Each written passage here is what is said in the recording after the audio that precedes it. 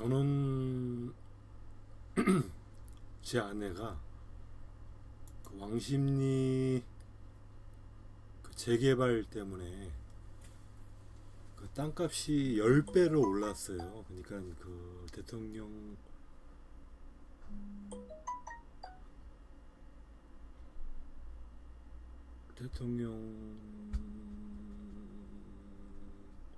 이명박 대통령, 네. 이명박 대통령이 그 재개발 뉴타운, 네. 뉴타운 한다 그러면서 그 많은 SOC를 개발을 했는데, 그러면서 땅값이 10배 올랐는데 그 땅, 왕십리에 있는 그 땅이 저희 외할아버지가 그 등기라는 법률 행위를 하지 못해갖고 그 땅하고 집하고 등기를 안 해서 그 우리 외할아버지의 아버지가 그랬어요. 그래갖고 외할아버지가 그걸 그대로 승계를 해갖고 그 등기 문제로 굉장히 골치가 아팠거든요. 근데 그게 해결이 됐어요. 그런 역사가 있는데, 그러니까 어렵게 터전을 마련을 한 거죠. 터전일 해봤자 정말로 다 무너지는 집이에요. 우리 외삼촌이 삽들고 그 지하실에 있는 그 잡토를 다 끌어내고, 우리 큰삼촌은 자살했어요. 그것도 가정 문제가 연루가 돼 있죠. 그 처와 저희 외할머니, 그러니까 저 외삼촌의 큰삼촌의 어머니 하고 갈등 문제가 연루가 돼 있어요. 하여튼 그렇게 그런 역사를 갖는 집의 그 땅값이 갑자기 급등하니까 이 가족들이 서로 그걸 차지하려고 그랬겠죠.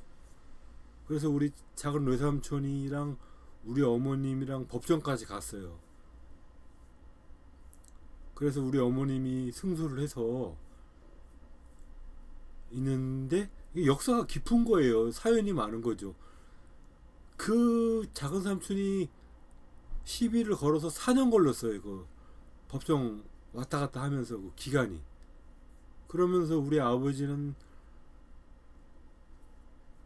그 법률 문서 있잖아요. 그런 거 적고 몇 번이나 적고, 지금 생계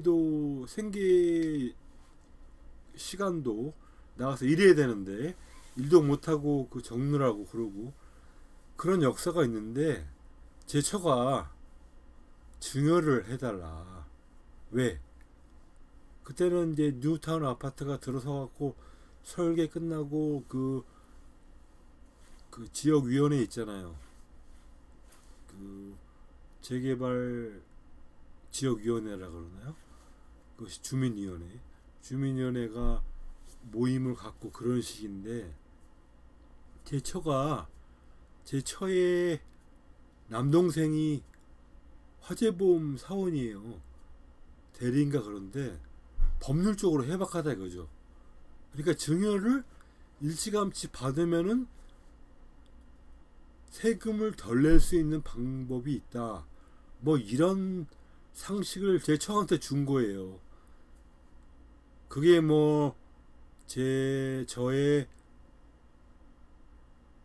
저 처의 남동생 말고 여동생이 그렇게 말을 했을 수도 있어요.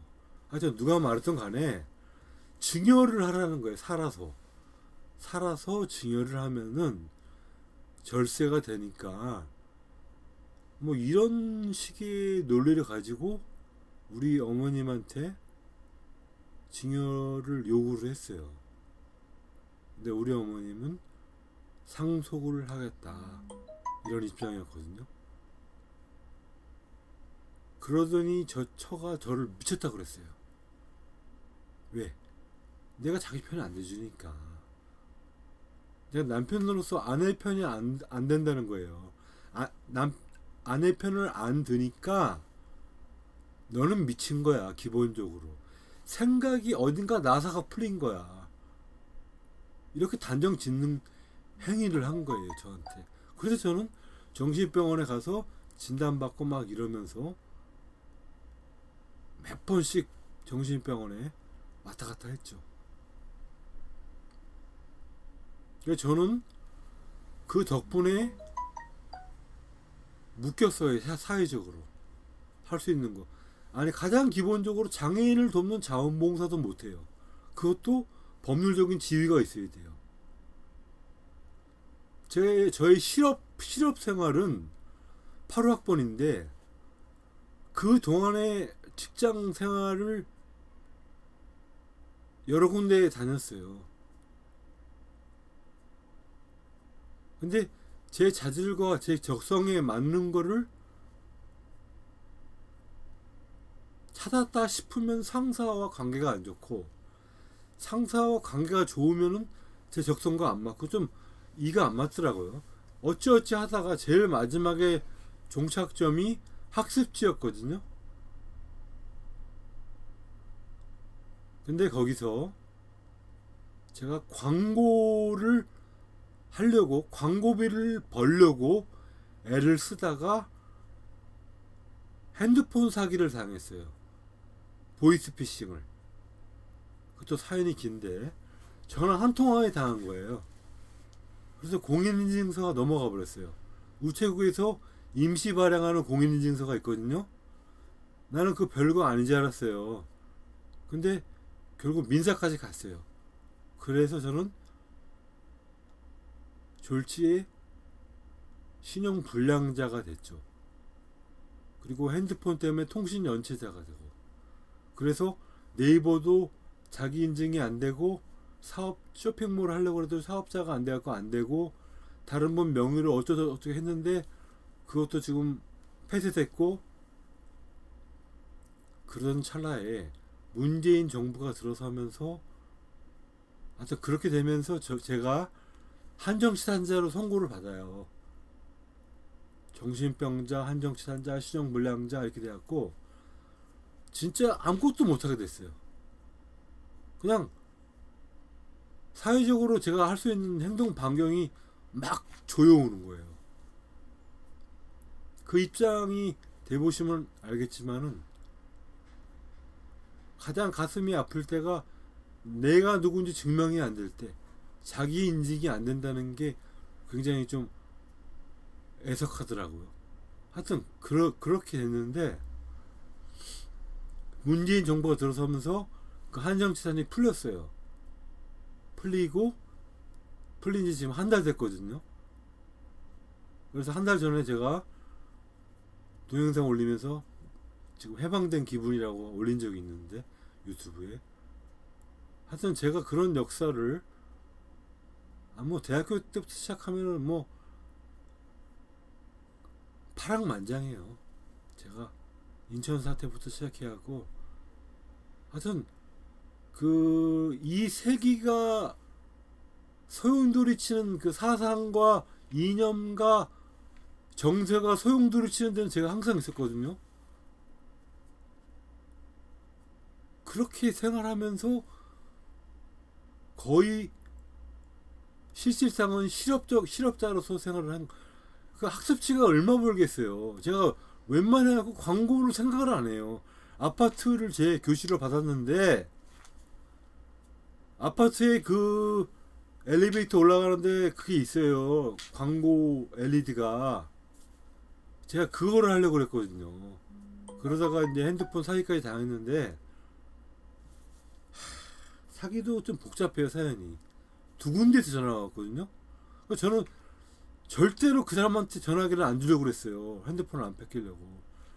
근데 그 학습지에 있는 그 사원이, 관리 사원이 그냥 줘버렸더라고요. 그래갖고 일이 꼬였는데, 하여튼 지금은 어떻게 됐든 간에 과거는, 지금은 저는 이제 자유의 몸이에요. 자유의 몸인데, 제가 뭐 말하려고 지금 이런 얘기를 그랬나? 하여튼 제가 지금 볼 때 해방된 기분 전과 지금은 천국과 지옥이에요. 천국과 지옥.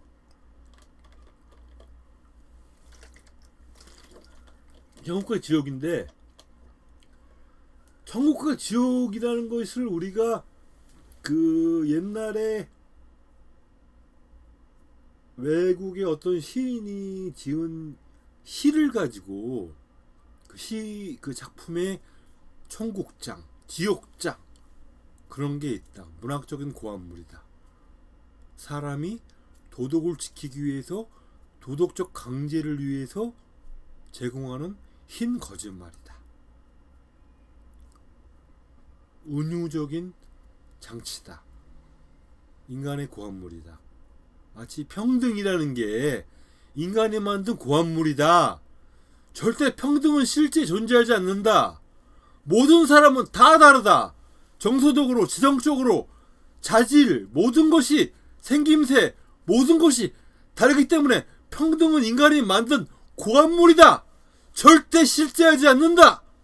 그렇게 말하는 것처럼 천국이니 지옥이니 권선징악이다. 그거는 맞는 거다. 없는 거다. 이렇게 말씀하시는데, 내가 살아온 것을 경험에 비춰봤을 때 내 경험에 있는 그 관념적인 사실은 실제를 반영한다. 우리가 갈증을 느끼는 것은 물이라는 갈증을 푸는 수단이 있다는 증거다. 어떤 철학자가 그렇게 변증을 했어요. 제가 지금 변증하는 게 아니고 어떤 철학자가 그게 있다는 증거라는 거예요. 관념이. 그런 관념이 실제가 있다는 증거예요. 성경에는 뭐라고 나왔냐면 믿는 것은 보지 못하는 것의 증거니라 이렇게 나왔거든요. 그렇죠. 보지 못하는 거잖아요. 관념이라는 거. 사람이 만들어낸 생각이잖아요. 그냥 생각. 근데 그 생각은 실제의 증거라는 것을 옛날 철학자가 변증을 했거든요. 그런데 성경은 믿음은 보지 못하는 것의 증거라.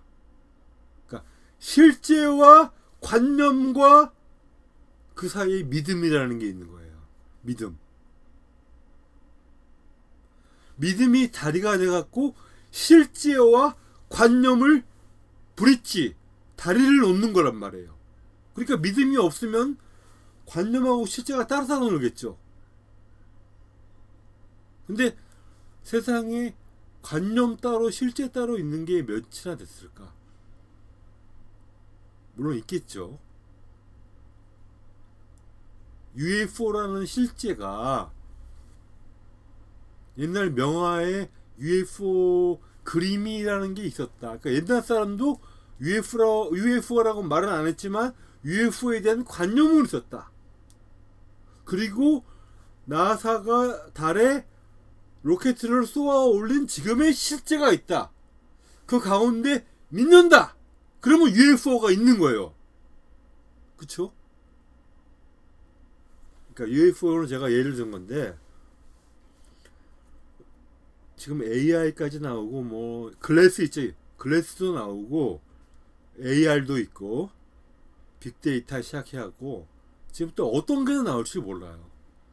거의 다 나온 것 같기도 한데, 근데 그런 것들이 어떤 관념에서 나온 거거든요. 그게 다 인간의 플랜에서 나온 거예요. 아이디어에서 시작된 거라고. 근데 성경은 뭐라 그러냐면은 태초에 말씀이 계시니라 그런단 말이에요. 그러면 성경에서 말하는 것이 관념이다, 아니다, 실제다, 아니다, 관념도 있고 실제도 있다. 그러면 믿음이 있단 말이에요. 믿음이. 우리는 다 믿음 속에 있는 거예요. 믿지 않고는 말 안 해요. 우리가 약속, 한글이라는 약속을 믿기 때문에 배운 거고, 배워서 내가 말함으로써 믿는 거예요. 내가 언어를 사용한다는 것은 언어를 믿는 행위예요. 믿음이 있는 거예요. 보이지 않지만 믿음은 있는 거란 말입니다. 지금 이 순간에 공기처럼 있는 거예요. 믿음이 있다는 게 얼마나 중요한 건지 아세요? 믿음은 모든 거예요. 정말 구원이라는 것이 있다면은 우리가 믿기 때문에 구원받는 거예요. 우리가 정말 물에 빠진 어려운 상황이 있다면은 믿음이 없이는 절대로 구원받지 못해요. 그런데 앞으로 그런 얘기는 좀 두고두고 하고, 유대인들이 지금 믿고 있는 거하고 우리 이방인들이 믿고 있는 거하고 또 이런 걸 비교해 봐야 돼요. 그럼 앞으로 시간을 갖겠습니다. 시편 1편을 여러분이 텍스트 다 읽으셨을 줄 믿어요. 제가 말하는 동안에. 그러면은 이걸 보시겠습니다. 과연 천국과 지옥이 있는가? 성경은 뭐라 말하는가? 성경은 믿을만한가? 성경은 증거가 있는가? 성경은 실제를 갖고 있는가? 관념뿐인가? 믿음이 뭔가?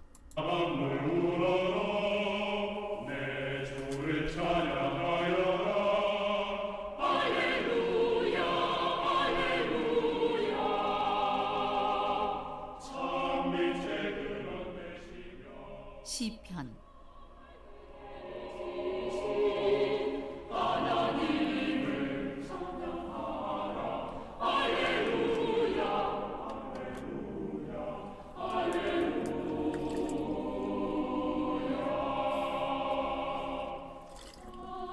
제1권 1편. 복 있는 사람은 악인들의 꾀를 따르지 아니하며 죄인들의 길에 서지 아니하며 오만한 자들의 자리에 앉지 아니하고 오직 여호와의 율법을 즐거워하여 그의 율법을 주야로 묵상하는도다.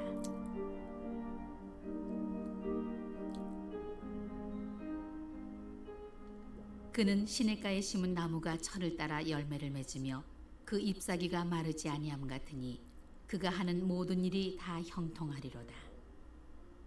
악인들은 그렇지 아니하며 오직 바람에 나는 겨와 같도다.